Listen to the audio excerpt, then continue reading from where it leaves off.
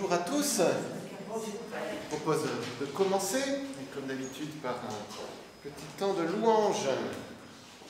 Numéro 149.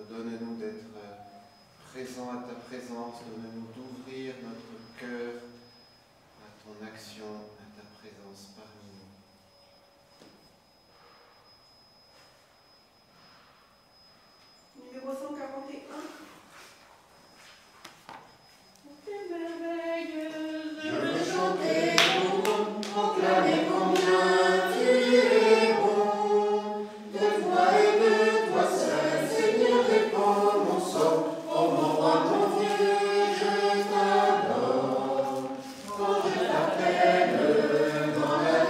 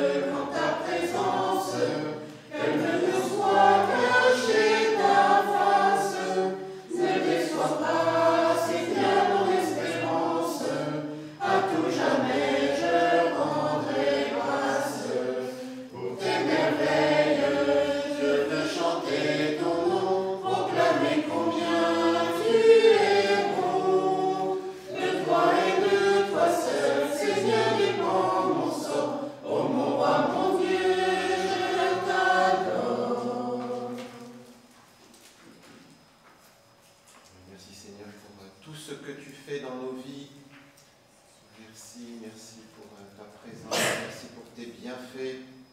Donne-nous de savoir te rendre grâce, donne-nous de savoir voir tes merveilles, pour que nous puissions grandir dans la confiance.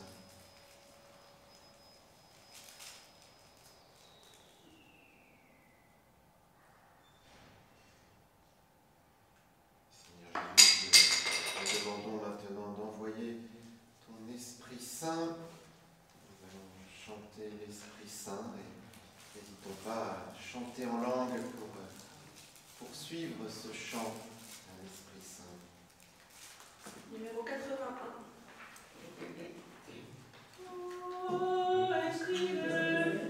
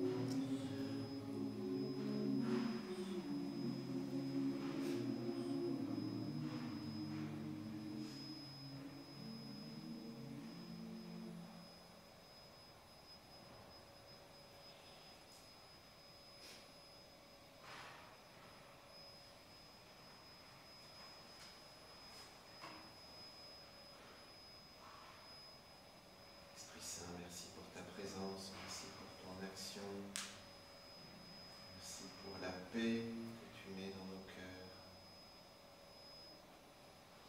Merci parce que tu apaises les inquiétudes, les tristesses.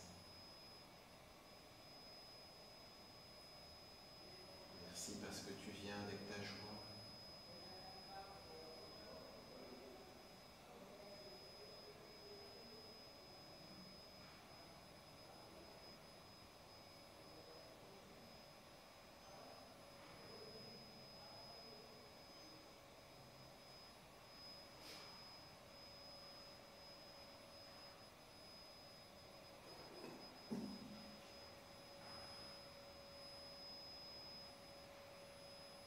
Sainte Vierge Marie, toi qui vis toujours conduite par l'Esprit Saint, nous nous confions à ton intercession. Je vous salue. salue Marie, pleine de grâce, le Seigneur est avec vous. Vous êtes bénie entre toutes les femmes, et Jésus, le fruit de vos entrailles, est béni. Sainte Marie, Mère de Dieu, priez pour nous pauvres pécheurs, maintenant et à l'heure de notre mort. Amen. Au nom du Père, et du Fils, et du Saint-Esprit. Amen. Amen.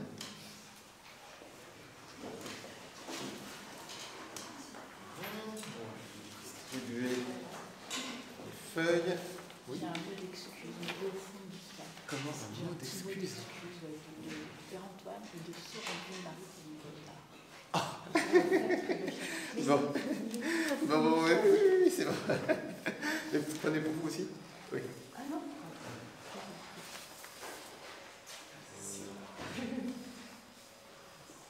On a même un petit chien qui vient profiter des charismes. Oui, c'est justement la journée va être bizarre.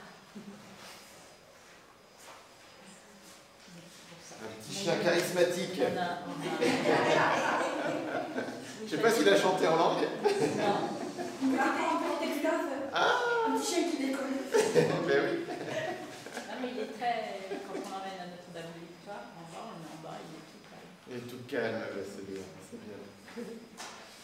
Bon, alors est-ce que vous avez pu, chez vous, continuer à exercer un petit peu les charismes, parole de connaissance, parler en langue, chanter en langue? Est-ce que certains ont pu regarder aussi les vidéos que vous avez mis en lien?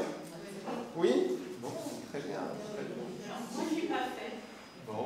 Et en revanche, j'ai rencontré une personne au 11 février à Notre-Dame-de Paris.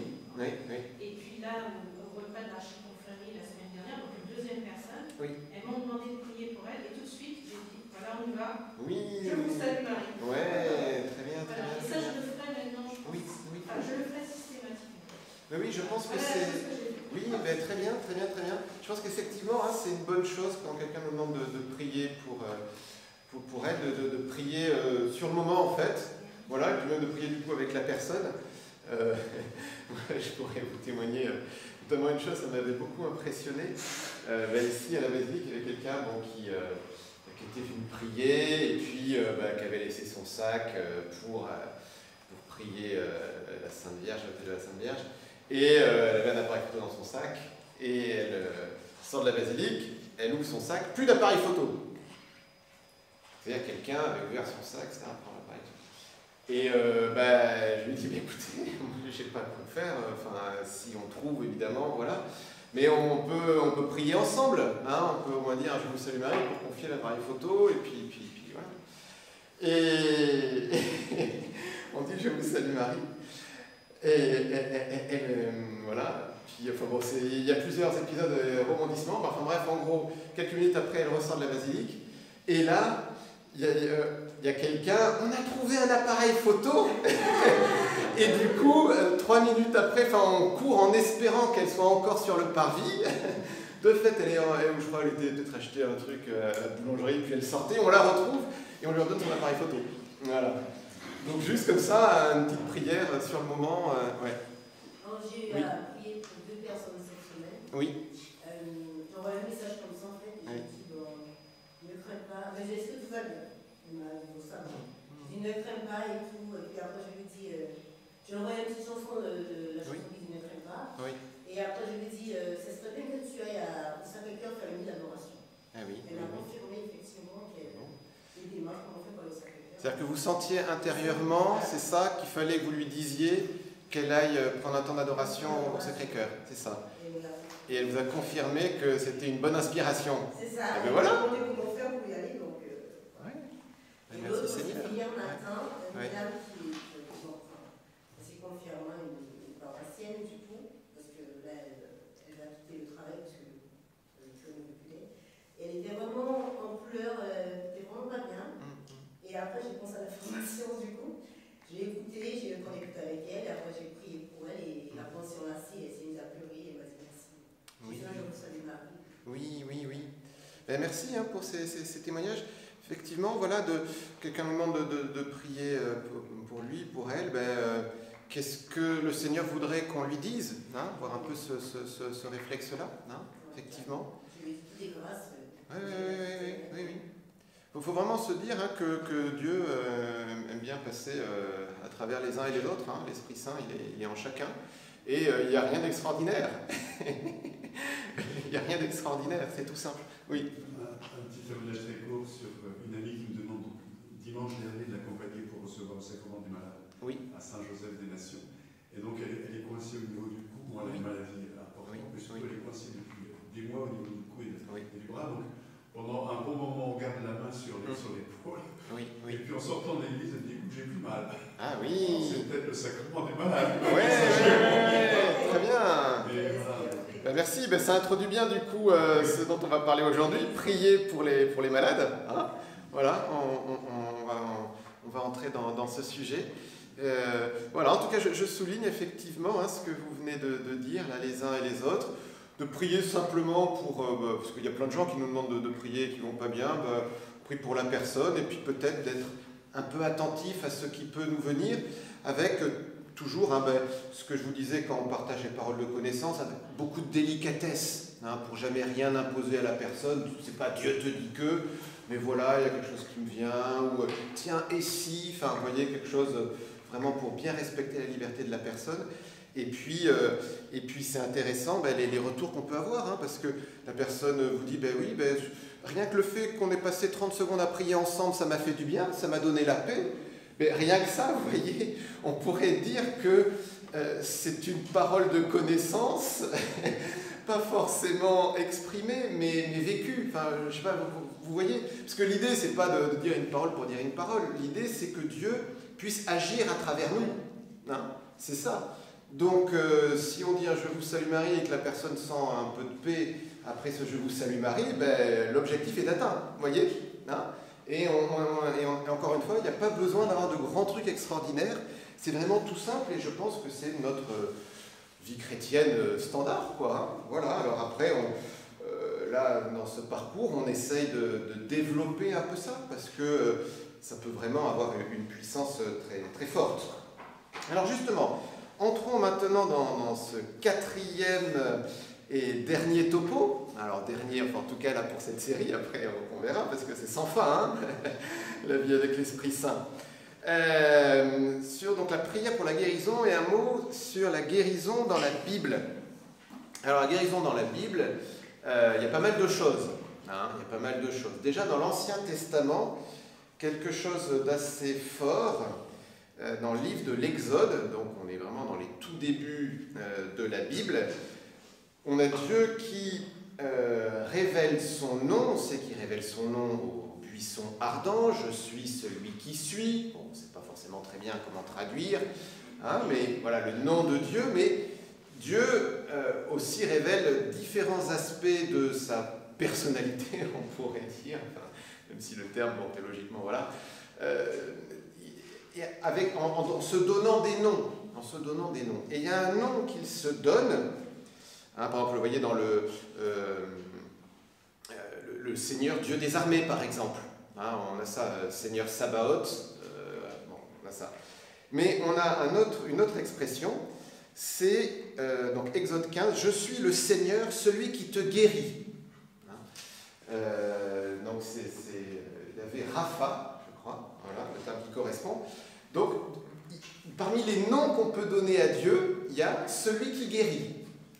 Ça, je crois que c'est quand même important de l'avoir en tête. Donc, Rapha. Hein. Comment? Donc, Rapha. Rapha, oui, Rapha, je crois que c'est ça, hein, il me semble. Rapha, celui qui guérit. Comment? Ah ben Raphaël, voilà, Raphaël, Dieu guérit. Ben oui, l'archange Raphaël, Dieu guérit. Voilà. Et de fait, Raphaël, dans le livre de Tobie, c'est bien celui qui guérit. Voilà, merci.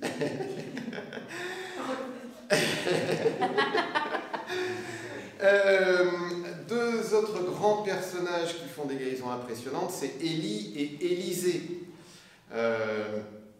Donc, vous vous souvenez peut-être de l'épisode avec Naaman le Syrien. Hein, vous savez, là, ce roi syrien qui a la lèpre et qui entend parler qu'en Israël, il y a des gens qui font des miracles. Quoi. Enfin, le Dieu d'Israël fait des miracles.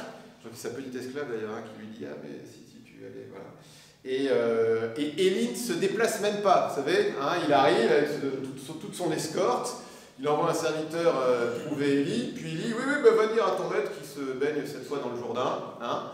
Et puis le roi, pas content, quoi, non mais quand même, il aurait pu au moins sortir, il aurait pu au moins dire 2-3 paroles magiques, hein, enfin comme tout bon magicien de l'époque, enfin d'ailleurs de toutes les époques, et non, juste va te plonger, voilà. Résurrection de mort, quand même. Hein, le fils de la veuve de Sarepta pour Élie, pour Élisée, le fils de la Sunamite. Vous savez qu'il y a même les ossements, alors Élie ou Élisée, je crois que c'est d'Élisée, hein, qui font des miracles. Hein, les reliques, c'est pas neuf, hein, déjà dans l'Ancien Testament. Hein, il y a quelqu'un qui est mort, on le met dans la tombe d'Élisée et il se relève. Alors, vous n'avez peut-être pas mis la référence là, mais c'est dans le 2e livre des rois, je pense. Voilà.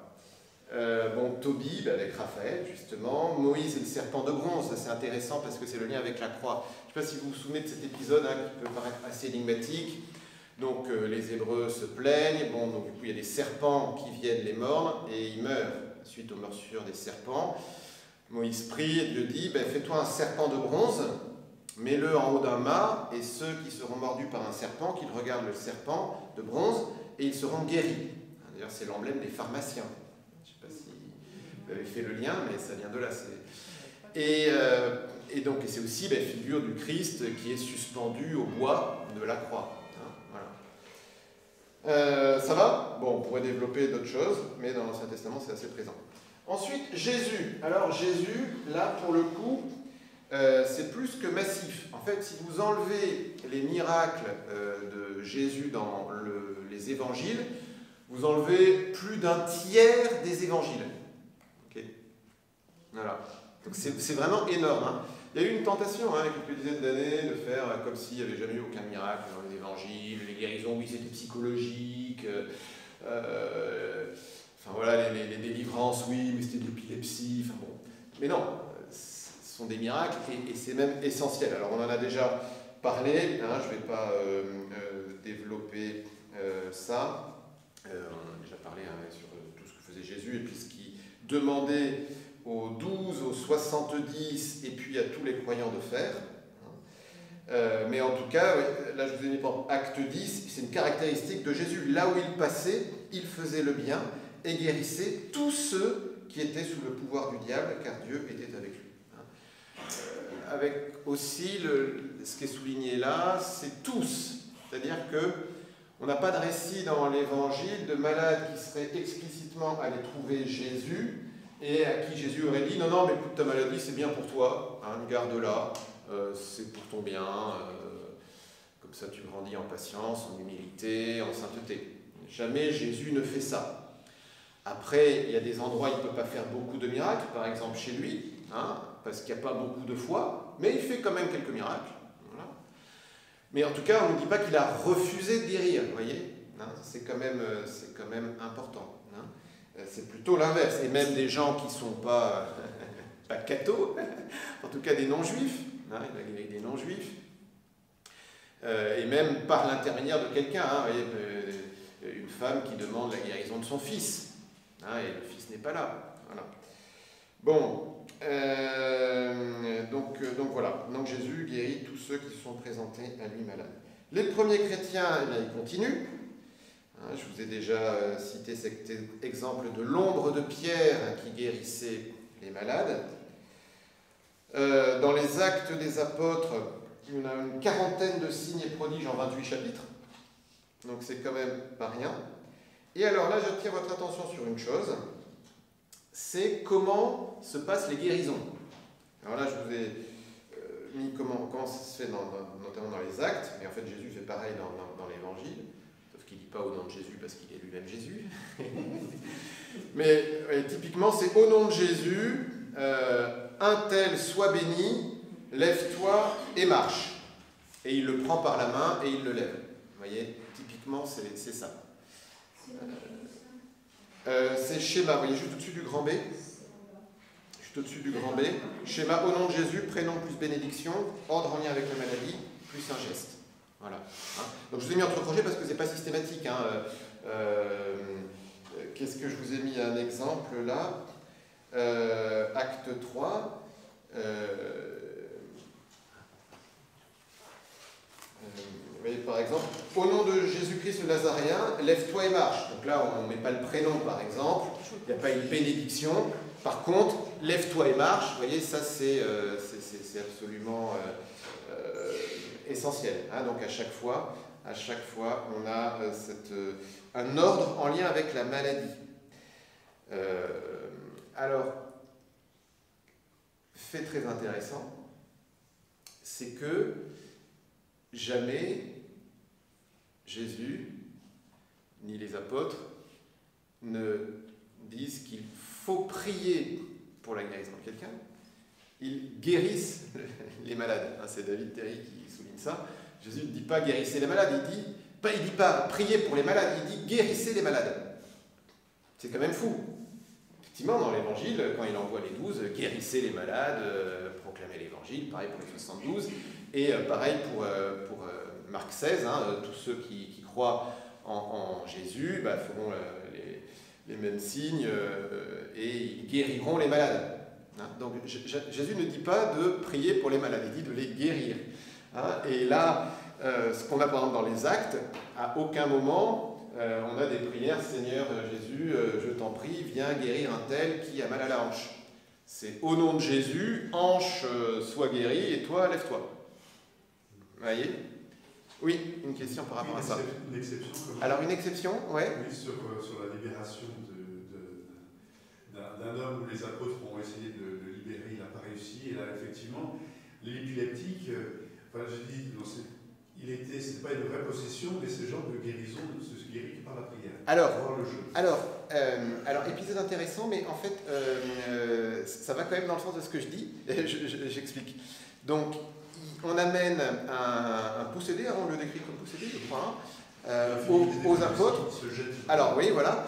Et les apôtres n'arrivent pas à expulser ce démon. Voilà. Donc on vient trouver Jésus, mais que dit Jésus? C'est, alors je ne sais plus exactement la phrase, mais c'est en gros, démon sort de cet homme, quoi. Ou soit guéri, je ne sais plus ce qu'il dit. Oui. Voilà. En fait, donc on ne sait pas. Et puis voilà. Et puis effectivement, après il dit aux apôtres qui s'interrogent pourquoi nous on n'a pas pu le chasser. Cette espèce-là ne sort que par la prière et certains manuscrits ajoutent et le jeûne. Hein. Voilà. Donc ce que fait Jésus, c'est un ordre par rapport à la maladie. Et voilà, ouais, c'est ça. Après, comment les disciples ont prié, on ne sait pas. Le truc, c'est que vous soulignez le fait que il faut prier et jeûner. En fait, c'est moins que il faut demander au Seigneur, qu'il faut être soi-même en état de prière et puis s'être aussi préparé spirituellement, on va dire. Hein. Vous aurez un deuxième mot. Deuxième mot, pas de souci. Je sais pas qui donc voilà, hein, c'est sûr que pour dire hanche soit guérie, ça suppose une vie de prière et ça suppose aussi qu'on s'entraîne au combat spirituel, par exemple par le jeûne. Hein, voilà. Ça va? En fait, c'est moins sur la façon de prier que sur le contexte global. Hein, et on va voir d'ailleurs qu'il faut soi-même un peu travailler la chose. Ça va? Il y a une prise d'autorité.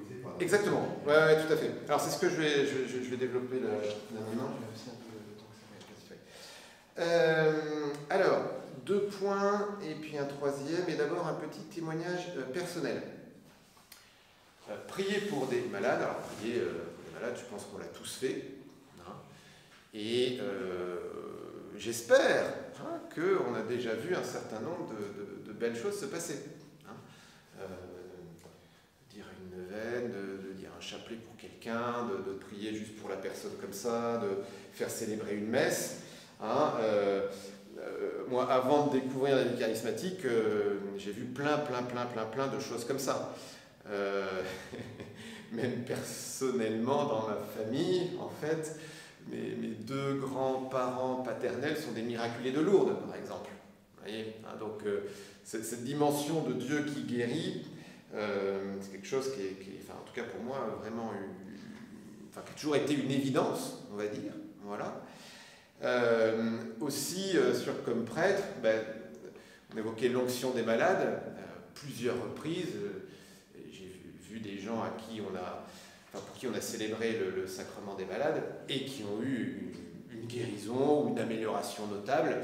Et si vous discutez avec des aumôniers d'hôpitaux, ils vous diront que les médecins savent bien que quand on fait venir le prêtre pour l'onction des malades, il y a quand même des chances pour, même si la personne ne guérit pas, au moins qu'elle retrouve une grande paix. Il n'y a rien qu'un truc comme ça. Et ça, c'est très fréquent, en fait. Hein. Pareil, de célébrer des messes pour des personnes malades, ou des enfants malades, enfin là aussi je pourrais donner un certain nombre d'exemples où leurs enfants dans le ventre de leur mère on a l'impression qu'il y a une maladie, puis en fait on va célébrer quelques messes, et puis l'enfant naît, il n'y a plus, il n'y a rien quoi. Donc, voilà. À Notre-Dame des Victoires, c'est sûr que les 37 000 ex-voto attestent assez bien que Dieu guérit. Voilà. Le truc, c'est que depuis que j'ai découvert les charismes, je continue toujours à prier pour les malades, mais d'une façon un petit peu nouvelle que je vais développer là tout de suite. Et juste pour illustrer ça, parce que j'essaye de noter un peu les personnes pour qui j'ai pu prier et pour qui c'est allé mieux. En un an et demi, moi j'ai vu une quarantaine de guérisons ou améliorations notables. Allant du rhume, voilà, quelqu'un est complètement bouché, ne peut pas respirer, et puis voilà, 5 minutes après, tout va bien, à une personne qui sort de réanimation. Voilà. Et on peut prier en direct, on peut prier par téléphone et on peut prier par mail. La personne qui était en réanimation, c'était par mail via sa fille. Voilà. Donc pour vous dire que oui, Dieu guérit, Dieu agit quand on le prie directement, quand on le prie par l'intercession de la Vierge Marie, par l'intercession de Sainte Thérèse et de tous les saints qu'on peut nommer. Mais il y a vraiment, un niveau supérieur, vous voyez, dans cette prière charismatique, entre guillemets. Hein. Et ça serait vraiment, vraiment, vraiment, vraiment dommage de s'en priver. C'est le point que je vous mets à la fin de cette partie B, notamment parce que si on a un minimum de compassion pour les gens qui souffrent, si on sait qu'il y a une façon de prier qui peut être bien plus puissante, c'est comme si un médecin disait non mais j'ai un super traitement, bon, on va garder la petite tisane, hein. Non mais ça vous fera du bien la tisane, si. Vous voyez, voilà. Donc ne nous privons pas de ça. Puis mettons-nous à la place de la personne qui est malade. Si moi j'avais cette maladie, j'aimerais peut-être bien être guéri, quoi. Hein. Bon, donc voilà. Donc compassion, ça c'est vraiment, vraiment, vraiment, vraiment essentiel. Prier pour les malades, c'est pas se dire ah moi j'ai un charisme, je suis fort, je vais prier pour les malades. Ah, non. Si on est dans cette logique-là, c'est même pas la peine. Hein. C'est vraiment par compassion. Hein. Vraiment par compassion. Ce qui fait d'ailleurs qu'on ne va pas forcément prier pour tout le monde. Hein. Bref. Alors, 2 points importants. Premier point, Dieu veut guérir. Dieu veut guérir. Et pas seulement Dieu peut guérir. Hein. Dieu peut guérir, oui, ça on en est tous convaincus. Je crois en Dieu, le Père tout-puissant. Donc tout-puissant, c'est qu'il peut tout. Hein, ça va, théoriquement, il n'y a pas de souci. Par contre, Dieu veut guérir, là, on est un peu plus mal à l'aise. Parce que forcément, s'il voulait guérir, tout le monde serait guéri. Ouais, ok, mais c'est un peu la même chose. Dieu ne veut pas le mal, Dieu ne veut personne en enfer, Dieu veut que tout le monde soit sauvé. Pourtant, on a notre liberté, et c'est pas pour autant que tout le monde fait le bien, que tout le monde veut être sauvé, que tout le monde veut aimer Jésus-Christ, que tout le monde veut aller à la messe, que tout le monde... vous voyez, hein. Donc il y a des choses que nous faisons qui sont contraires à la volonté de Dieu et que Dieu laisse pourtant faire. Hein.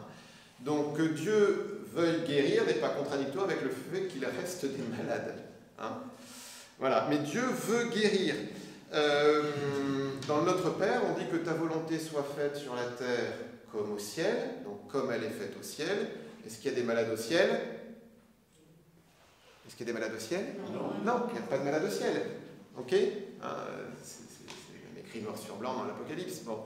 Donc il n'y a pas de malades au ciel. Donc la volonté de Dieu n'est pas qu'il y ait des malades. Ok, tout ce qui est souffrance dans le monde, c'est la conséquence du péché originel et puis après de tous les péchés qu'on peut rajouter. Même les tremblements de terre, tout ça, en théologie, on affirme, alors ce lien est un peu mystérieux, mais que c'est lié à la brisure qu'il y a entre la création et Dieu depuis le péché originel. Donc c'est pas quelque chose que Dieu veut. Après, que Dieu puisse s'en servir pour en faire du bien, c'est possible, et heureusement, et je pense que c'est pour ça qu'il le permet. Mais c'est pas pour autant, vous voyez, c'est pas parce qu'on sait tirer un bien d'un mal qu'on veut le mal, ok, hein?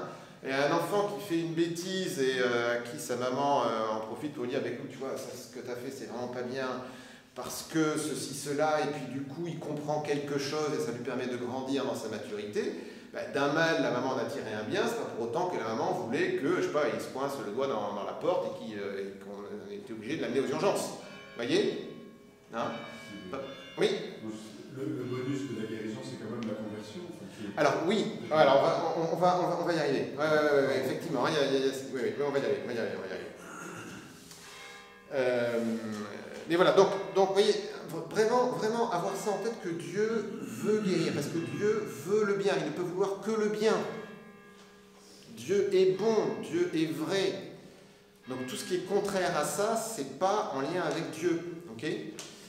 Voilà. Alors après, c'est clair qu'il y a un mystère, mystère de la non-guérison.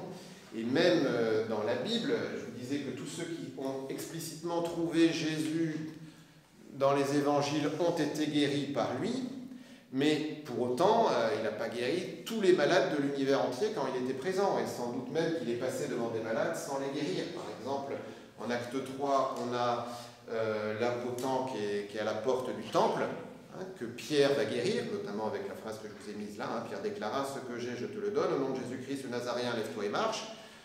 Jésus, il est entré un certain nombre de fois dans le temple, donc il y a des chances quand même pour qu'il l'ait croisé, voyez.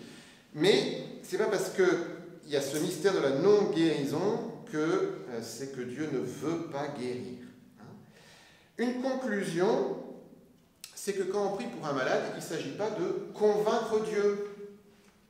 Ça, je crois qu'on s'interroge sur notre façon de prier, même en général.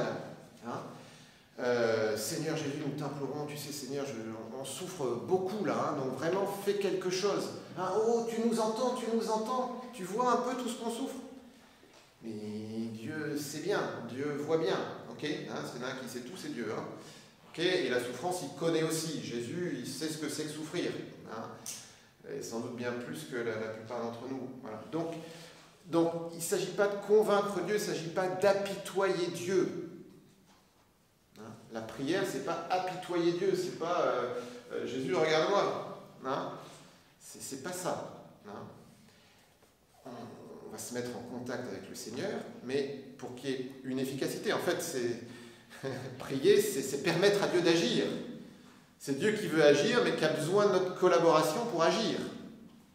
On peut voir les choses d'une meilleure façon ainsi, je pense. Prier, c'est permettre à Dieu d'agir. C'est pas qu'il veut pas, c'est qu'il respecte trop nos libertés et les lois de ce monde et aussi les lois du monde spirituel pour nous forcer, quelque chose. Et puis pas oublier aussi que il y a ce monde spirituel et du coup ce combat spirituel contre les forces du mal. Et les démons, tout ça, ils veulent du mal. Et donc, on souffre. Pour ça que, si vous reprenez un peu les évangiles, vous verrez que beaucoup de maladies, Jésus, en fait, pour guérir, chasse un démon. Ça ne veut pas dire que la personne est possédée, qu'elle a fait l'ésotérisme, qu'elle a fait je ne sais pas trop quoi, mais c'est juste que des anges mauvais nous veulent du mal et nous font souffrir. Voilà. Alors après, il ne faut pas mettre le démon partout, etc. Mais, vous voyez, si on cherche la cause ultime, enfin, c'est quand même les forces du mal, vous voyez, hein. Je redis encore une fois, il ne s'agit pas de voir des exorcismes à faire partout, ou je ne sais pas trop quoi, où on est possédé, ou pas du tout, hein, pas du tout, d'accord, hein. Mais même, vous voyez, je sais pas, le petit rhume qu'on a attrapé parce qu'on a pris froid, ben c'est pas Dieu qui veut nous punir, ou qui veut je sais pas trop quoi, vous voyez, hein, ok, voilà. Mais pour revenir à cette histoire de prière, bien sûr, nous on prie pour le bien, mais aussi des gens qui prient pour le mal. Donc il y a aussi un certain nombre de choses comme ça qui s'opposent. Bon, en tout cas, il y a un aspect très mystérieux. Donc, en tout cas, ne concluons pas trop vite. Ouais, Dieu veut pas me guérir, Dieu veut que je souffre. Hein, c'est la volonté de Dieu. Et Seigneur, change ta volonté. Et voyez, hein, bon, on ne comprend pas tout, mais en tout cas, on ne peut pas concevoir Dieu autrement que comme quelqu'un de bon qui nous aime et qui veut notre bien. Après, il y a un grand mystère dans la non-guérison, mais encore une fois, si on veut prier pour quelqu'un, il faut partir du principe que Dieu veut le guérir. Hein, parce que là, ce qu'on va faire tout à l'heure, là, si on n'est pas persuadé que Dieu veut guérir la personne, en fait, ça ne sert à rien de prier. C'est comme si un médecin donnait un médicament à quelqu'un. Non, mais en fait, ce médicament, il n'a jamais fait d'effet sur personne. Je vous le donne quand même, hein, mais il n'a jamais fait d'effet. Donc, et c'est un peu pareil. Voilà. Donc non, il faut partir du principe que Dieu veut guérir. Et qu'il y a des choses qui bloquent, on ne sait pas quoi. Ce qui est encore une fois un grand mystère, mais Dieu veut guérir. Alors, un point qui est connexe à ça, c'est le fait d'offrir sa souffrance.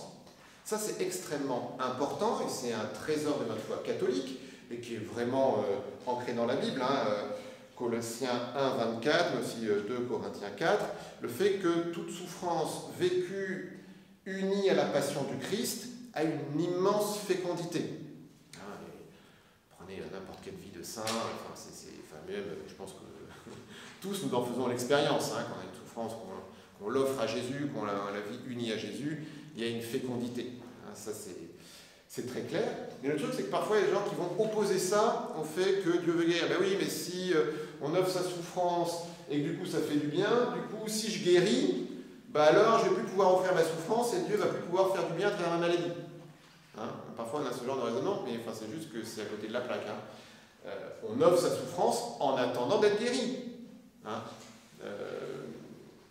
Tout souvent, des gens qui vont dire ça, ça ne les empêche pas d'aller à la pharmacie acheter du Doliprane ou des antidouleurs. Hein. Donc, à un moment, il faut savoir un peu, parce que oui, alors si c'est pareil, hein, Dieu ne veut pas guérir, non, mais Dieu veut que je souffre, mais on va se bourrer de médicaments. Alors, du coup, les médicaments, ils seraient contre la volonté de Dieu? Non. Hein. Dieu a créé les médecins, hein, quand même, hein, je vous le rappelle. Saint Luc, il était médecin, d'accord, hein. Donc Dieu agit aussi à travers les médecins, ils sont là pour ça, et les médicaments, ok, ça ne s'oppose pas. Mais donc il ne faut pas que dans notre tête, vous voyez, il y a la guérison par les médicaments, la guérison par le bon Dieu, mais Dieu finalement il ne veut pas forcément, enfin je vais quand même prendre des médicaments. Non, on arrête tout ça, Dieu veut guérir, et Dieu passe aussi par les médecins, et les médicaments et tout ça. Ok, ça va? Bon. Et encore une fois par rapport à ça, Dieu veut, hein, et la source de notre guérison, ben, c'est la passion du Christ. Hein, c'est la passion du Christ. Donc par exemple, Saint Pierre, regardez 2 Pierre, chapitre 2, qui cite Isaïe, par ses blessures nous sommes guéris. Et ce qui est intéressant, c'est qu'en grec, le verbe sozo veut dire aussi bien guérir que sauver. Alors, évidemment, le salut est d'un autre ordre que la guérison. Hein, pas parce qu'on n'est pas guéri qu'on peut être sauvé, et l'important c'est d'être sauvé. Hein, il vaut mieux entrer malade au ciel que entrer guéri en enfer, ok. Mais n'empêche que il y a quand même un lien entre les deux. Et vous évoquez la dimension de conversion. Ben, c'est sûr que les miracles de Jésus sont faits aussi pour amener les hommes à se convertir, à croire à l'Évangile. Mais pas que. Il y a cette dimension missionnaire, cette dimension de conversion, d'évangélisation, mais aussi cette dimension d'amour de Dieu, qui veut juste nous faire du bien. Parce que sinon, ça voudrait dire qu'il faudrait prier que pour des non-chrétiens. J'espère qu'on peut aussi prier pour des chrétiens. J'entendais par conversion le cœur aussi. Oui, et changer notre cœur. Quelqu'un vous guérit, vous l'aimez. Oui, tout à fait. Et lui, il réclame aussi d'être aimé, Jésus, je pense. Tout à fait. Ouais, non, ça c'est très clair. En manifestant sa bonté, il transforme notre cœur. Bien sûr que ça serait quand même assez étrange de recevoir une guérison miraculeuse et de ne pas avoir un minimum de reconnaissance envers le Seigneur, et que ça ne change rien dans notre vie spirituelle. Ça c'est très vrai. Ça c'est très vrai. Donc, vous voyez, premier point, Dieu veut guérir. Et deuxième point, oser commander avec autorité et foi à la maladie. Alors ça, pour le coup, c'est nouveau. Enfin, c'est nouveau en tout cas. Moi, quand j'ai découvert les charismes, c'était nouveau pour moi. En fait, c'est pas nouveau parce que prenez les actes, c'est rempli de ça. Et Jésus, toutes ses guérisons, il les fait comme ça. En fait, il n'y a rien de plus ancien que de prier comme ça. Mais je pense que c'est peut-être une chose qui peut nous étonner. En tout cas, une chose à laquelle on n'est pas habitué. Donc de commander à la maladie. Alors, c'est pas à la personne, pas à la personne, toi, Tartampion, guéri, non, c'est pas à la maladie. C'est ce que acte 3, de l'or et de l'argent, je n'en ai pas, mais ce que j'ai, je te le donne. Au nom de Jésus-Christ le Nazaréen, lève-toi et marche. Alors, le prenant par la main droite, il le releva, et à l'instant même, ses pieds et ses chevilles s'affermirent. Je vous en ai mis encore un autre. Pierre lui dit, Énéas, Jésus-Christ te guérit, lève-toi et fais ton lit toi-même. Voilà.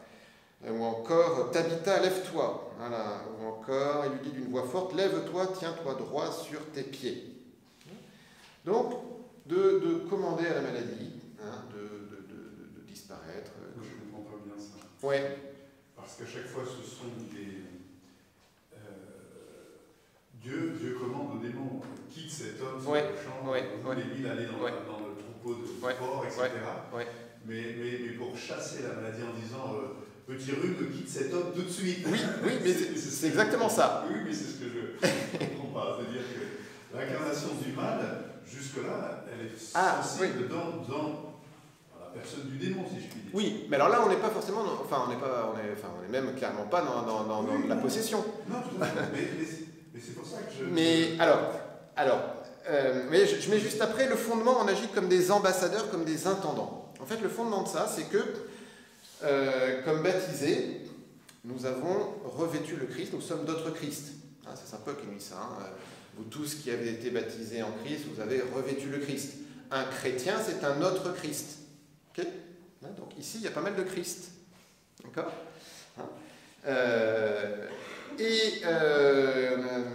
D'autres passages qui développent un peu ça, en disant, je vous ai mis là par exemple, 1 Corinthiens 4, que l'on nous regarde comme des auxiliaires du Christ et des intendants des mystères de Dieu. Ou ensuite, nous sommes des ambassadeurs du Christ, 2 Corinthiens 5, et par nous, c'est Dieu lui-même qui lance un appel. Donc, par nous, c'est Dieu lui-même, vous voyez ? Et nous sommes ambassadeurs. Qu'est-ce que fait un ambassadeur ? Un ambassadeur, c'est quelqu'un qui agit au nom de la personne qu'il représente. D'accord ? Si moi je suis ambassadeur de la Finlande, j'agis au nom de l'État de la Finlande. Ok ? Voilà. Avec l'autorité qui m'est conférée par le titre d'ambassadeur. C'est comme un policier.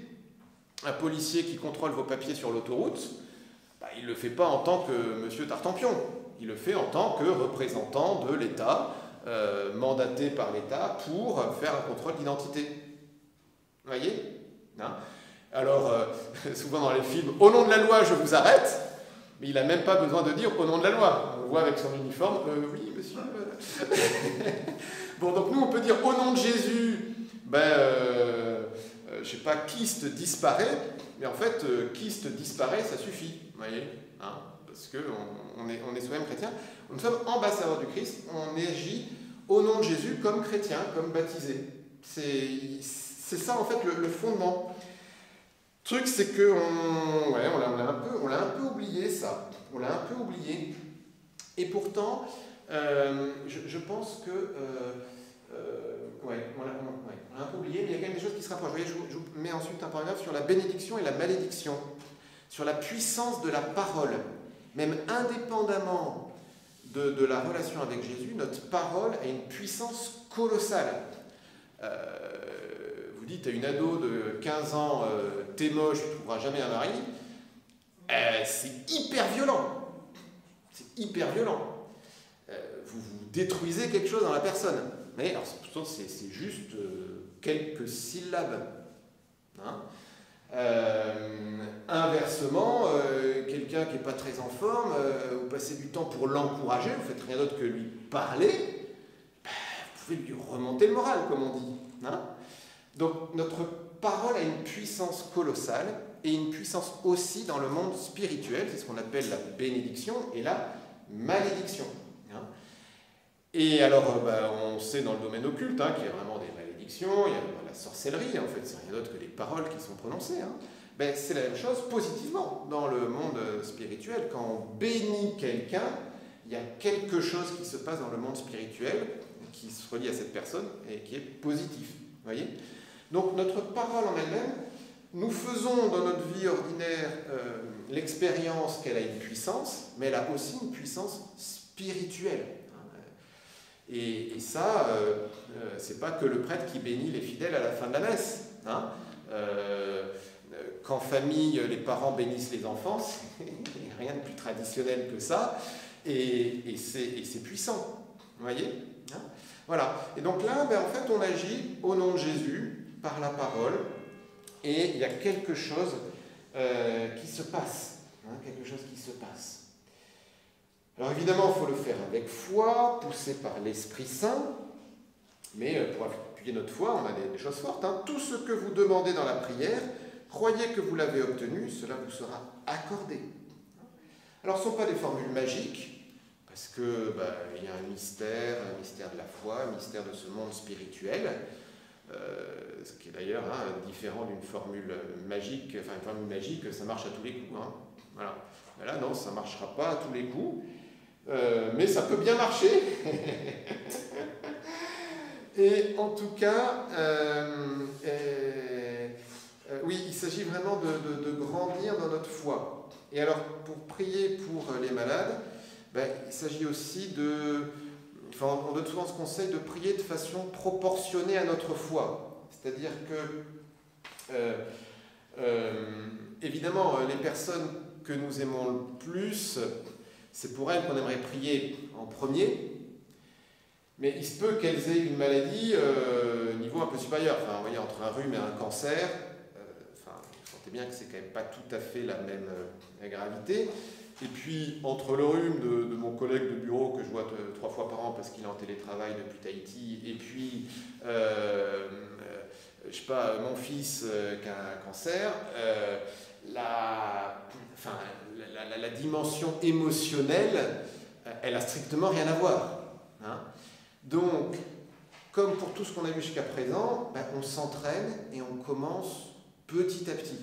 D'accord ? Ça ne veut pas dire qu'on ne peut pas prier dans une demi-heure pour quelqu'un qui a un cancer, ok ? Mais ne prions pas que pour des gens qui ont un cancer tout de suite, d'accord ? Hein, c'est bien aussi pour prier pour des gens qui ont juste un petit peu mal à l'épaule, qui ont, vous voyez, des choses plus faciles pour fortifier aussi notre foi. Hein.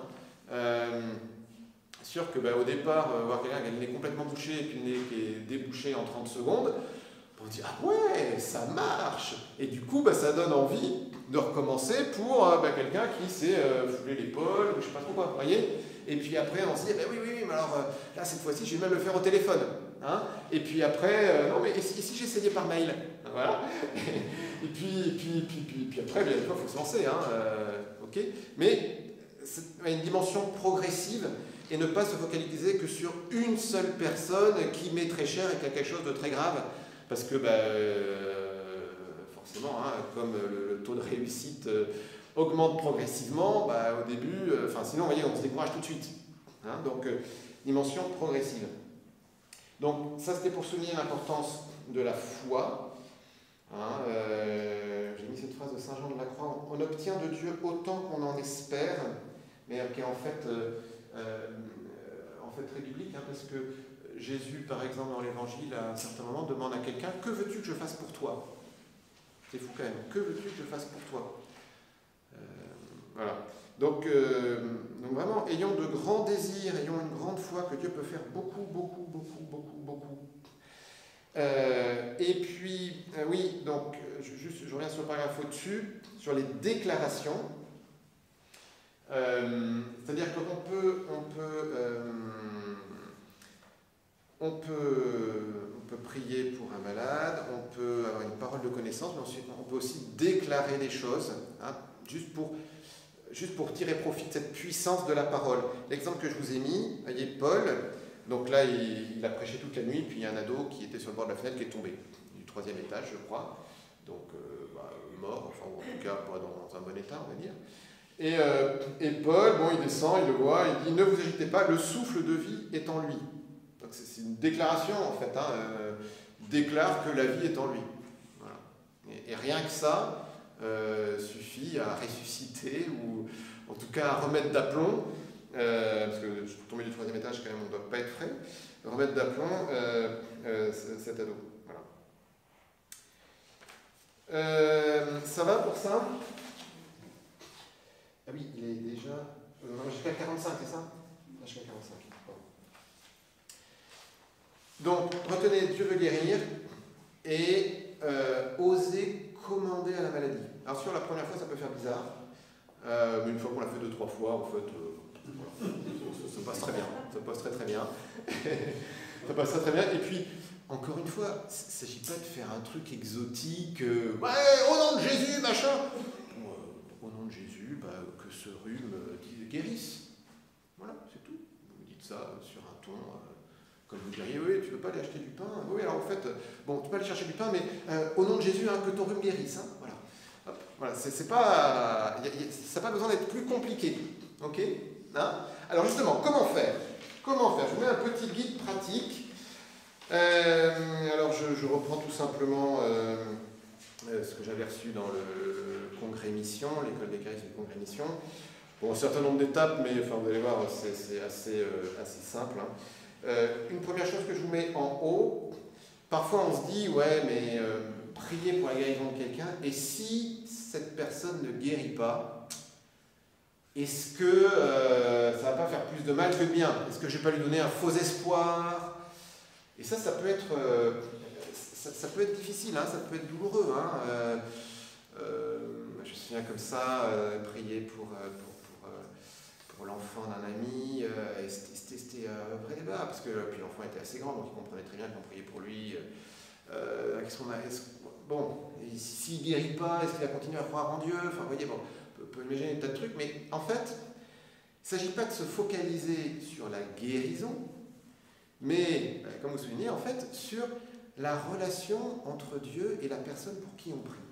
En fait, le but du jeu, c'est que la personne sente qu'elle est aimée de Dieu. Il n'y a pas d'autre but. En fait, pourquoi on prie pour la guérison? Pour que la personne se sente aimée de Dieu. D'accord?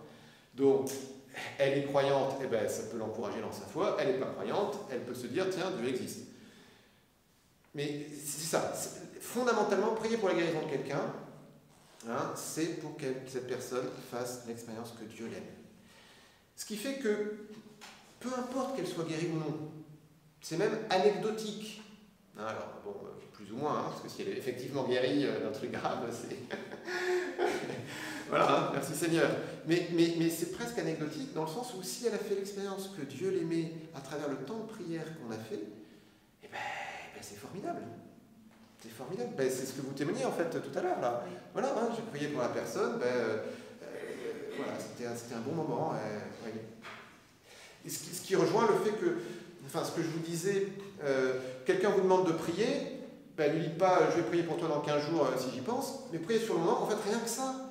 La personne se dit ah ouais, ben, tiens, cette chrétienne ou ce chrétien, ben, il prend soin de moi, en fait. Voilà, il pose un acte de charité pour moi. Vous voyez? Guérison, ça veut dire prendre soin de soi, il y a des traductions, je crois. guérison, prendre soin. Oui, alors peut-être, oui. De fait, il y a très clairement cette dimension de prendre soin qui est très importante. Hein. Oui. Tout à fait. Donc prendre soin, voilà, on prend soin de la personne, on cherche à lui manifester que Dieu l'aime. Hein. Voilà. Et donc ça, vous voyez, peu importe qu'elle soit guérie ou non, mais du coup, ça oriente aussi la façon de prier. C'est-à-dire qu'on va prier pour que la personne fasse l'expérience de l'amour de Dieu, qu'on compatit à ce qu'elle vit, enfin, vous voyez, hein, et c'est pas, là, t'es pas guéri, c'est dramatique, je sais pas assez de foi, ou alors c'est toi qui n'as pas assez de foi, alors là, encore pire. Alors jamais dire ça à quelqu'un, ça marche pas parce que t'as pas la foi. Non. Indépendant, hein, s'il y a quelqu'un à interroger, c'est plus celui qui prie, ok. mais non, hein, bon, ok, ça c'est bien clair ça, hein, on prie pour quelqu'un pour que cette personne se sente aimée du Seigneur. Donc là, hein, ce que je vais vous présenter, c'est comment prier en one-to-one, quoi. Enfin, vous rencontrez quelqu'un à la paroisse, chez vous, dans la rue, à la boulangerie, voilà, hein, là on ne parle pas de guérison par parole de connaissance, comme il peut y avoir le premier samedi du mois. Hein, parce que là, pour le coup, c'est différent. On ne prie pas pour un malade, on reçoit des paroles de connaissance. Hein, donc on est dans la case parole de connaissance. Bon, c'est une autre modalité, peu importe. Ceci dit, hein, vous pouvez très bien recevoir une parole de connaissance, Dieu veut guérir telle personne. Hein, ça peut être ça aussi. Hein. Bon. Enfin voilà. Donc concrètement, comment faire? Vous rencontrez quelqu'un, interview de la personne, alors ça ne suffit pas de sortir un micro, mais il s'agit juste de savoir quelle est la maladie.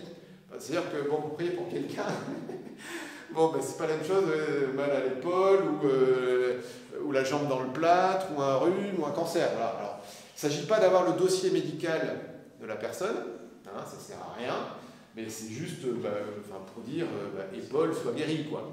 Voilà. Parce que corps entier soit guéri, bon, c'est bien, mais plus c'est spécifique, en fait, mieux c'est. Hein. Mieux c'est. Ensuite, soutenir la foi. Oui, ça c'est important. Hein, aussi bien pour la personne que pour soi, d'ailleurs. Et donc là, n'hésitez pas à raconter un petit témoignage.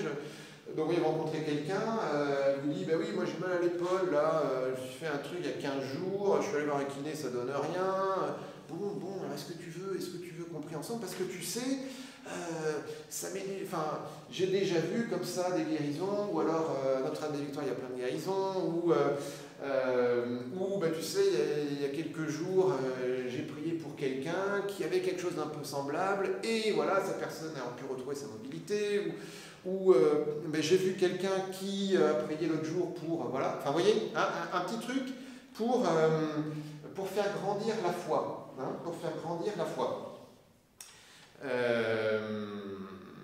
Ouais. Ensuite, discerner comment on va prier. Oui, alors, là, je vous mets, voir comment la personne se situe par rapport à la prière de guérison en général et charismatique en particulier. C'est-à-dire qu'il s'agit d'être délicat. C'est-à-dire, si déjà la personne elle est hyper réticente à ce que vous priez pour elle, c'est peut-être pas forcément le lieu de commencer à parler en langue, etc. Vous voyez, hein, là peut-être qu'un Je vous salue Marie, déjà c'est presque trop.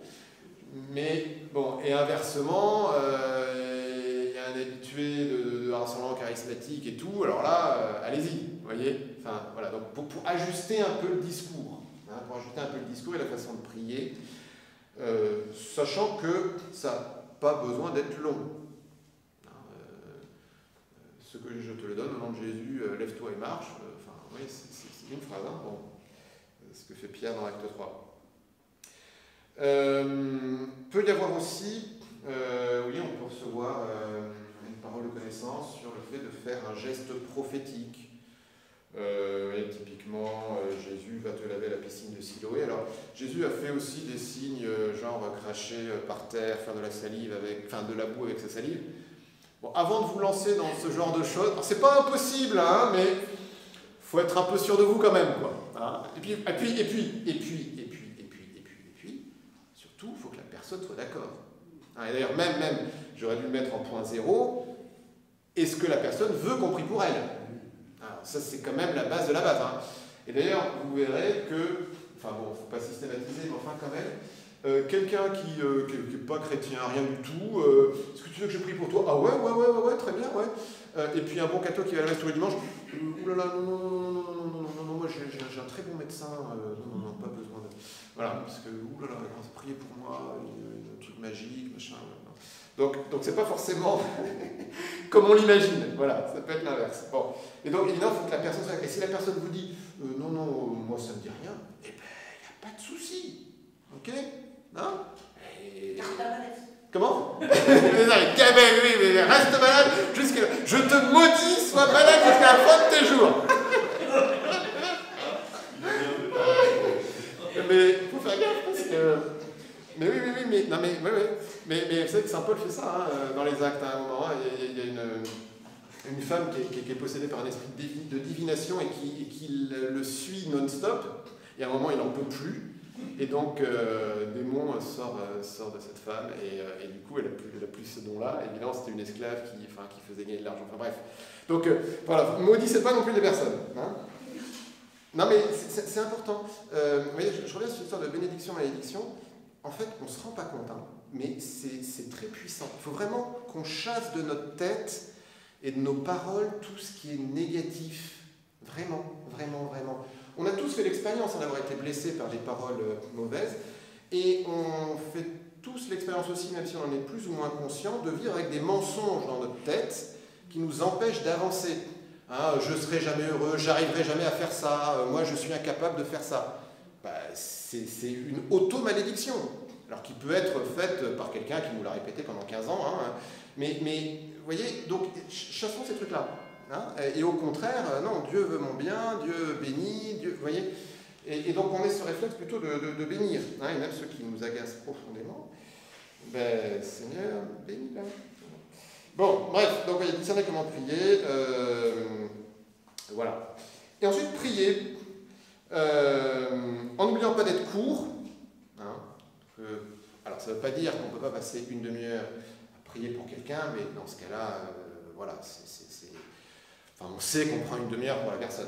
Mais quand on commence à dire, alors je commande à cette épaule de guérir, et puis Seigneur viens bénir tous les tombes machin, et puis on parle pendant un quart d'heure, en fait, il y en a qui disent, plus on rajoute de paroles, moins on a de foi. Hein. Donc non, ça n'a vraiment pas besoin d'être long. Vraiment pas besoin d'être long. Alors là, qu'est-ce que je vous ai mis? Oui, on peut invoquer l'Esprit Saint, remercier Dieu pour ce qu'il a fait en particulier dans la vie de la personne car il aime. Ça c'est important, c'est-à-dire que, je vous disais, le but c'est que la personne se sente aimée. Donc, Seigneur, tu vois, voilà... tu vois Jules là qui est malade, on te rend grâce pour sa vie de chrétien, on te rend grâce pour toutes les merveilles que tu fais dans sa vie. Et ça, pour le coup, vous pouvez le développer un petit peu, vous voyez, hein, parce que ça, en fait, c'est presque ça le cœur de la prière. Hein. Donc de bien bénir la personne, de remercier le Seigneur pour ce qu'il fait dans la vie de la personne. Et puis ensuite, et voilà, une fois que vous avez bien béni la personne, et moi, au nom de Jésus, je commande à cette épaule de guérir, que la mobilité revienne. Et voilà, ok? Et ça fait une phrase, éventuellement 2, peut-être 3, mais pas forcément plus, ok? Je reviendrai sur la remarque après. Et ensuite, tester. Alors ça, c'est hyper important.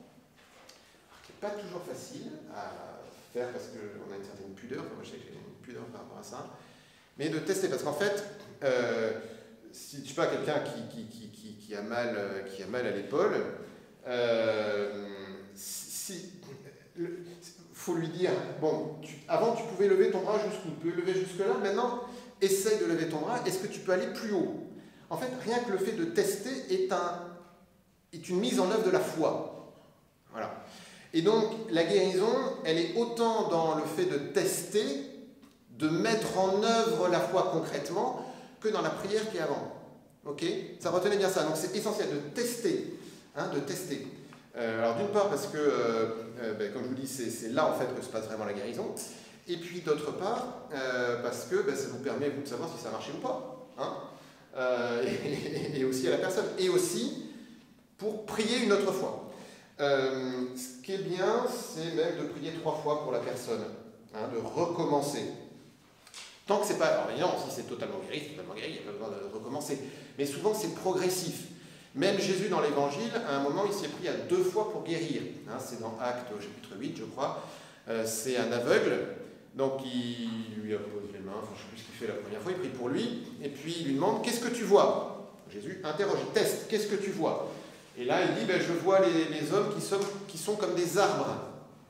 Et là, de nouveau, Jésus prie. Et là, il voit de façon parfaite. Donc si Jésus a eu besoin de s'y prendre à 2 fois, lui, le Fils de Dieu, nous on peut bien nous y prendre à 2 fois, 3 fois, 4 fois, 5 fois, etc. Ok, hein? Et d'ailleurs, vous pouvez même le dire à la personne, hein, écoute, peut-être que on prie, enfin si tu veux, on peut même prier plusieurs fois, ou je prierai peut-être plusieurs fois. Et pour ça aussi, il vaut mieux faire plusieurs prières courtes, hein, qu'un truc qui dure un quart d'heure, et à la fin on ne teste même pas, vous voyez, hein. Voilà, donc tester et puis recommencer. Recommencer. Hein. Voilà. Et notamment s'il y a une amélioration, ou si la personne a senti, je ne sais pas, de la chaleur, elle avait mal à l'épaule, elle sent de la chaleur dans son épaule, eh bien là, merci Seigneur parce que tu as commencé quelque chose, et on te rend grâce parce que ce que tu commences, tu le termines. Hein, ça c'est Philippiens 1, je crois. Voilà, Philippiens 1, 6. Et on va commencer. Et alors, un truc, un petit bonus, c'est que si la douleur se déplace, alors là, pour le coup, c'est signé esprit d'affliction. Alors, ça ne veut pas dire, encore une fois, que esprit d'affliction, donc un esprit mauvais qui est là. Donc, encore une fois, c'est pas du tout que la personne est possédée ou je ne sais pas trop quoi, c'est juste qu'il y a un petit démon là qui s'amuse. Et donc, la personne avait mal à l'épaule, on prie, et puis alors, c'est passé de l'épaule, je ne sais pas, au coude. Puis on prie une deuxième fois, alors maintenant c'est le poignet. Puis on prie une deuxième fois, puis alors maintenant ça va être le bout du doigt. Alors là, c'est pas que le truc il est physique. C'est pas que c'est... Vous voyez, c'est qu'il y a quelque chose de spirituel. Et donc là, tout simplement, hein, ça, la congrégation, on nous disait de le faire, il n'y a pas de souci. Vous pouvez juste dire, je commande à tout esprit d'affliction de partir. Voilà, hein, tout simplement. Et là, normalement, la douleur part. Hein, je me rappelle quelqu'un comme ça, il avait pris, donc il avait mal, alors je ne sais plus les mains, en haut de la colonne vertébrale, et puis je prie, puis ça se déplace, et puis là, tout de suite, au nom de Jésus, l'esprit d'affliction part, et puis pof, ah ouais, ça, tout est parti. Voilà. Juste une phrase, ça suffit. Ça va donc, et puis terminer en rendant grâce, en bénissant, en encourageant. Donc si je résume, est-ce que tu veux que je prie pour toi? Respect absolu de la personne. Qu'est-ce que tu as? T'as mal à l'épaule? Bon, ok, tu veux que je prie pour ton épaule? Ça va? Bon. Alors, écoute Seigneur, on te rend grâce pour la vie de la personne, là vous bénissez la personne. Et puis ensuite, au nom de Jésus, épaule, retrouve ta mobilité. Voilà. Bon, maintenant, est-ce que tu peux essayer de voir si c'est mieux? Hein, donc teste ton épaule. Tu pouvais faire ça, qu'est-ce que tu pouvais faire avant? Voilà, parfois on dit sur une échelle de 1 à 10, ta douleur avant c'était combien, maintenant c'est combien? Bon, ça va un peu mieux, ça te dit qu'on prie une deuxième fois?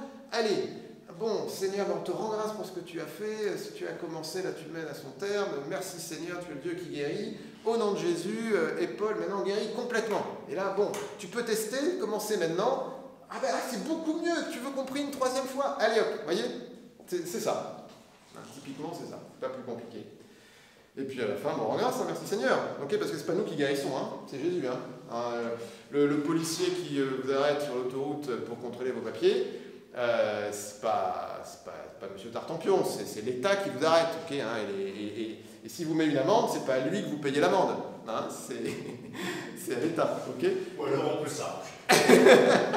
Donc nous, on n'est que des ambassadeurs, donc on rend grâce au Seigneur. Hein. Voilà. Dieu se sert de nous, mais voilà. Quelle heure est-il? 37. Alors, oui. Bon, vous voulez regarder sa guérison parce qu'il y a des guérisons qui peuvent venir, puis disparaître, puis voilà. Bon, je vais différentes choses. J'ai pas le temps. Par contre, il nous reste une dizaine de minutes. Est-ce que quelqu'un... Non, ça serait bien qu'on fasse un petit exercice pratique. En fait, est-ce que quelqu'un a mal quelque part? Je pense qu'il y a beaucoup de monde qui a mal quelque part. Mais alors, un truc qui pourrait être facilement vérifiable. Parce que, oui, t'es sûr, quelqu'un qui vous dit, moi j'ai du mal à m'endormir, je fais de l'insomnie, pour l'insomnie, il faut attendre une nuit. Vous voyez? Par contre, quelqu'un qui a mal à l'épaule, qui ne peut pas lever le bras plus que ça, là, on peut tester tout de suite. Donc, est-ce que quelqu'un a comme ça quelque chose qu'on peut tester assez simplement et qui voudrait bien qu'on prie pour lui et pour elle? Oui, madame? Bon, ça vous voulez bien avancer? Et alors maintenant, est-ce qu'il y a quelqu'un qui se sent de se lancer? Formidable, venez.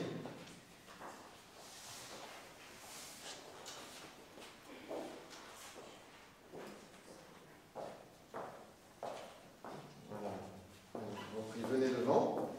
Et alors, du coup, je vous laisse faire de A à Z. Je sais plus comment. Alors, comment on fait? Première chose déjà. Lui demander si elle est d'accord. Est-ce qu'elle est d'accord?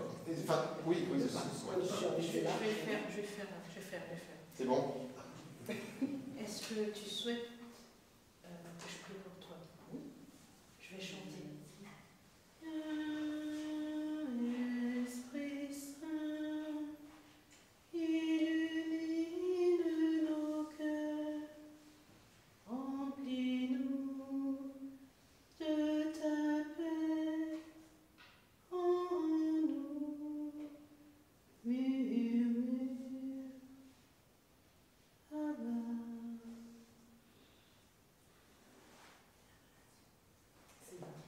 C'est bon, j'ai lu ça. Est-ce que tu souhaites que je pose ma main sur ton genou et qu'on prie ensemble?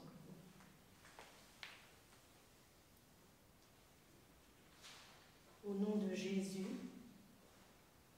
que ton genou guérisse. Merci Seigneur.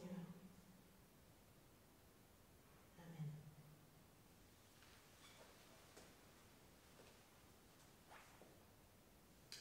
Tester? Alors, Non, est-ce ça que vient vous pouvez- pas, c'est pas automatique. Hein. Je peux marcher d'un coup et puis je n'arrive plus à marcher. Et alors, par rapport à avant, comment c'était avant? Quand vous êtes venu juste là, comment était Un votre petit peu, genou? quand je me suis déplacée un petit peu. Un petit peu quoi? Un peu de douleur? Oui. Un peu de douleur? Oui. Là, là, vous avez de la douleur là maintenant? Non. Donc la douleur a disparu. Oui, mais, Mais comme sauf je qu'il y a vous des, dis, c'est pas- il y a des voilà. moments. Ouais. Alors, est-ce qu'il y a un mouvement qui habituellement vous faisait mal? Non. C'est pour les coup. Ouais, ça peut venir d'un coup. Ok. Bon. Alors, du coup, c'est compliqué pour tester un peu là. Ouais. Bon. Merci en tout cas. Non, mais je sais pas, qu'est-ce que. Ouais. Bon. Je peux même tomber, hein. Je suis obligée d'aller tenir. Je Ouais, peux pas, ouais, je ouais. peux pas m'appuyer. Hein. Oui. Je suis obligée de Mais prendre une l'autre faiblesse. jambe. Oui. Pas forcément douloureuse dans la faiblesse, il y a une faiblesse qui s'installe. C'est comme un nerf. C'est comme un Oui. nerf. Est-ce que quand elle a prié, vous avez pu ressentir un peu de chaleur ou quelque chose? Non, rien du tout. Rien de spécial. Bon, ok. Bon, écoutez, alors du coup là c'est difficile pour tester, vous nous direz. Oui. Hein, vous nous direz. Je ne sais pas comment, parce que c'est le dernier cours. Oui, mais après, Moi, je serai là samedi se prochain, croiser. la prière de guérison. D'accord. Je serai là le samedi prochain. Donc, bon, vous voyez là comment ça s'est fait, c'est assez simple. Hein. Peut-être que, donc effectivement, de prendre un petit chant, oui, c'est bien. Hein, c'est bien. Et d'ailleurs, vous l'avez annoncé, donc bon, pour savoir si la personne elle correspond à ça. Après, c'est vrai que je vous disais, est-ce que tu veux que je prie? Peut-être. Et puis ensuite demander où tu as mal. En fait, ça peut être l'inverse, hein, mais tu as mal quelque part où, et de préciser un peu. Les questions que je posais, oui, mais ton genou, c'est quoi le problème? Et quand est-ce que ça arrive? Ça peut être au début pour préciser un peu la prière. Voilà, pour préciser un peu la prière. Le fait de poser la main, alors ça c'est, effectivement j'en ai pas parlé, mais c'est bien. Le truc c'est qu'il faut vraiment effectivement demander. Il faut vraiment demander. C'est pas indispensable de poser la main sur le corps de la personne et en particulier sur la partie malade, mais ça peut être bien. Donc là c'est à discerner. Alors évidemment après on peut poser la main que sur les parties sur lesquelles il n'y a pas de souci, quoi. Voilà. Je pense que c'est assez clair. Voilà. Et puis voilà le chant. Pas hésiter aussi à bénir la personne, et puis voilà, et puis aussi pour terminer peut-être un peu, mais tout cas, merci d'être lancé. Hein? Je pense que j'ai déjà fait ça. Vous avez déjà fait Sans que je me rende compte, j'ai déjà fait. Est-ce qu'on peut faire quelque chose pour une personne qui est dans le coma? Oui, bien sûr, oui, bien sûr. Bien sûr. Alors à ce moment-là, qu'est-ce qui se passe? C'est l'intensité de notre prière en se sentant avec la personne ou... Alors, moi j'ai déjà entendu des témoignages de guérison comme ça, de personnes qui étaient dans le coma. En fait, on vient auprès de la personne et on prie. Alors c'est sûr qu'on ne va pas avoir un dialogue, où est-ce que tu as mal, etc. Mais tout simplement de prier pour la personne et même vous voyez, là ça peut être de déclarer au nom de Jésus que la vie revienne dans cette personne, que son cerveau redémarre. Hein, ça peut être ça votre prière intérieurement. Hein, ce que je vous ai dit là, qu'on pouvait dire extérieurement, on peut le dire dans son cœur, ou à voix basse, ou même d'ailleurs à voix haute, hein, si vous êtes toute seule. Après, bien sûr, s'il y a 15 médecins et autour, bon, ça peut paraître un peu bizarre, mais oui, vous pouvez faire ça. Oui. Quand on est dans le coma, de toute façon, on est conscient de ça. Oui, il y a beaucoup de choses. Hein, quand on est mis dans un coma artificiel. Je pense que c'est pareil, la cause du coma, ne doit pas, enfin, je ne suis pas médecin, mais je pense que c'est indépendant de l'état de coma. Oui. Juste un témoignage, ma fille était auprès de son grand-père dans le Jura avec sa grand-mère et le grand-père qui a fait 4 AVC à la suite dans le coma.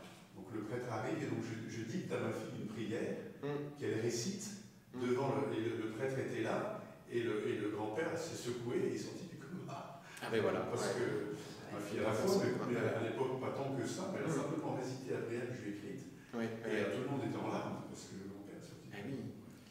Oui, alors ça c'est intéressant aussi, vous voyez, la foi à plusieurs personnes ou par un relais, hein, ça passe aussi à travers quelqu'un.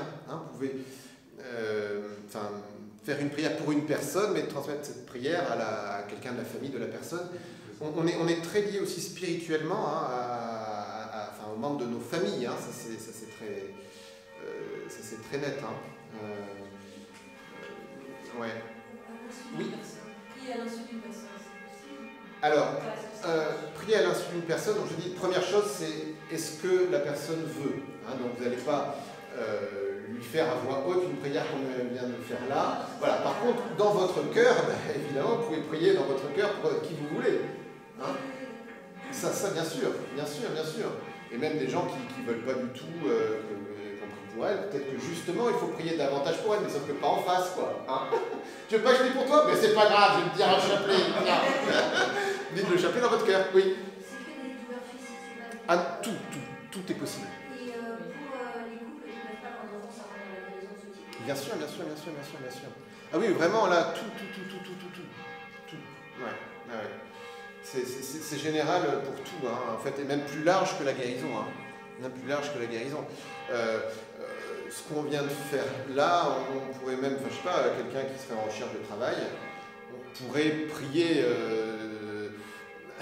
sur ce modèle-là, alors en ajustant pas mal de choses, parce qu'évidemment, il n'y a pas où tu as mal, tu cherches un travail, donc on ne va pas commander au travail d'arriver, mais ça peut être de bénir la personne, de bénir sa recherche d'emploi, sûr que du coup c'est peut-être moins direct, mais ou alors de bénir, je sais pas, cette personne va avoir un entretien, le Seigneur vient bénir la personne qui va lui faire passer l'entretien, ou des choses comme ça. Et ça, vous pouvez le faire avec la personne à voix haute à côté d'elle, vous voyez, hein, mais encore une fois de façon très simple. Ouais. Moi j'ai juste une petite note très rapide sur l'autorité face à la maladie, quelque chose que je viens de comprendre, je n'ai pas compris avant. Oui.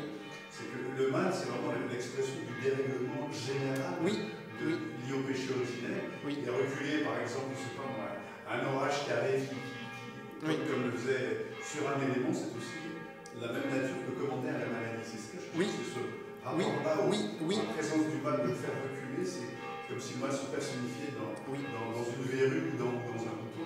Tout à fait. Et Jésus, dans l'Évangile, vous savez, il y a un moment, il y a un figuier qui ne donne pas de fruits. Pourtant, c'est pas la saison, enfin, il donne pas de fruits. Jésus le maudit. Et il repasse, je sais pas, 2 jours après, et les disciples, t'as vu, le figuier que t'as maudit, il est tout sec. Et puis là, Jésus leur dit, mais vous diriez à cette montagne de se jeter dans la mer, là, ou cet arbre de se planter dans la mer, il le ferait. Vous voyez, si vous avez de la foi gros comme... Donc en fait, c'est pour tout type de prière. Hein, cette question de foi, partir du principe que Dieu veut le bien et qu'il attend notre coopération pour déclencher des choses. Il y a un mystère, on ne maîtrise pas tout, loin de là, ça c'est très clair, mais coopérons pour notre partie, grandissons dans la foi, dans l'action de grâce. Le curé souligne beaucoup ça et je pense que c'est très important, et avec beaucoup de simplicité. Voilà, pour manifester au monde que Dieu l'aime, tout simplement. Hein. Je vous remercie pour l'information, justement, parce que moi, c'est ce mot simplicité qui me vient, je voulais dire, parce que moi, quand j'entends des charismes, j'avais des images des choses spectaculaires, extraordinaires, où on va se cabrer, voilà. Donc je suis très méfiante aussi par rapport à ce qui peut être peut-être un effet. Et donc là, quels que soient les quatre samedis, là, c'est en fait simple. Mais oui, c'est très simple. Voilà. C'est très simple. En fait, je pense que c'est ce qu'on a toujours plus ou moins fait, mais avec une dimension un peu plus puissante, quoi.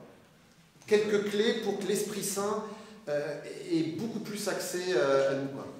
Enfin, est passé à travers nous. Ouais. Oui, bien sûr. Bien sûr, on peut tout à fait prier pour soi-même, on peut tout à fait se faire une prière de guérison à soi-même. Hein. Le truc, c'est que c'est encore ça peut être un peu désarçonnant, mais de fait, on a tous prié pour soi-même déjà. Donc, on peut le faire. Hein. On peut offrir sa prière pour consoler le Christ, mais aussi pour que lui nous console. Mais oui, mais bien sûr.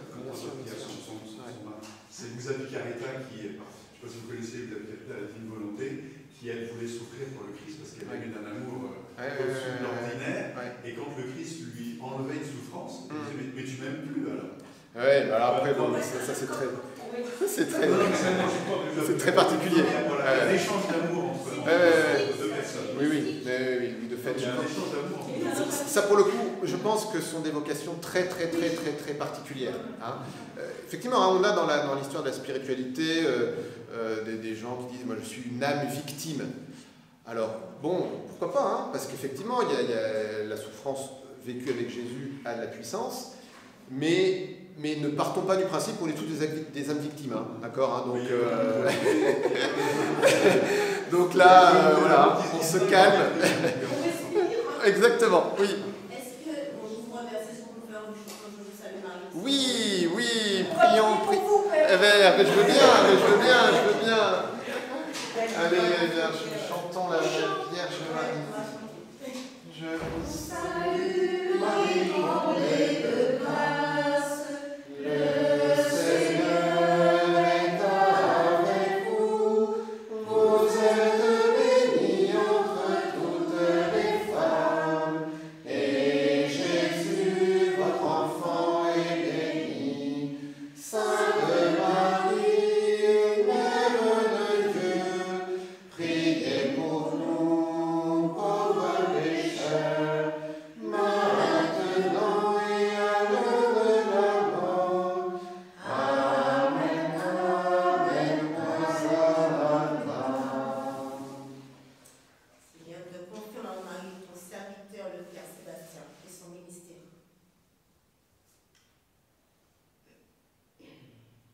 Merci Seigneur pour tout ce que tu as fait parmi nous au cours de ces séances. Viens vraiment rejoindre chacun et viens répandre ton Esprit Saint avec abondance sur chacun.